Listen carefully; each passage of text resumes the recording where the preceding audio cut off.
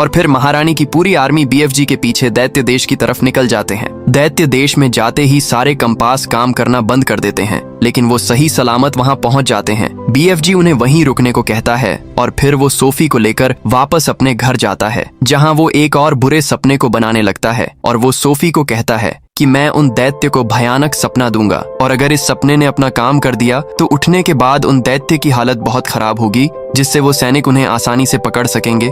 फिर वो दोनों उस सपने को लेकर उन दैत्य के पास जाते हैं, लेकिन तभी BFG को याद आता है कि वो अपना ट्रैम्पोलन तो महारानी के पास ही छोड़ आया है, जिससे वो काफी ज्यादा परेशान हो जाता है। लेकिन तभी सोफी उस सपने को लेकर खुद ही उन दैत्य के पास जाने लगती है। BFG उसे रोकने के लिए जाता है, लेकिन तभी वहाँ एक दैत्य की आंख खुल जाती है। लेकिन तभी सोफी उस जार को तोड़ देती है, जिससे वो सपना आजाद हो जाता है और उन सभी राक्षसों के अंदर घुसने लग जाते हैं। लेकिन मांस खाओ राक्षस उस सपने को खुद के अंदर घुसने से रोक लेता है और उसे डिस्ट्रॉय कर देता है, जिससे उस पर उस सपने का असर नहीं होता। लेकिन बाकी राक्षस उस सपने की वजह से खुद को आदमखोर समझने लग जाते हैं और ऐसा लगता है जैसे वो पागल हो गए हों। इसलिए मांस खाओ सोफी पर अटैक करता है, लेकिन तभी BFG आकर उसे बचा लेता है। वो BFG को भी मारने लगता है, लेकिन तभी सैनिक उन पर अटैक करके उन्हें पकड़ने लग जाते हैं और वो एक एक करके उन सभी दैत्य को पकड़ लेते हैं। और फिर वो हेलीकॉप्टर उन दैत्यों को लेकर उस जगह से काफी दूर जाते हैं और उन्हें समुद्र के बीचों बीच एक आइलैंड पर छोड़ देते हैं, ताकि वो वहां से वापस ना आ सके।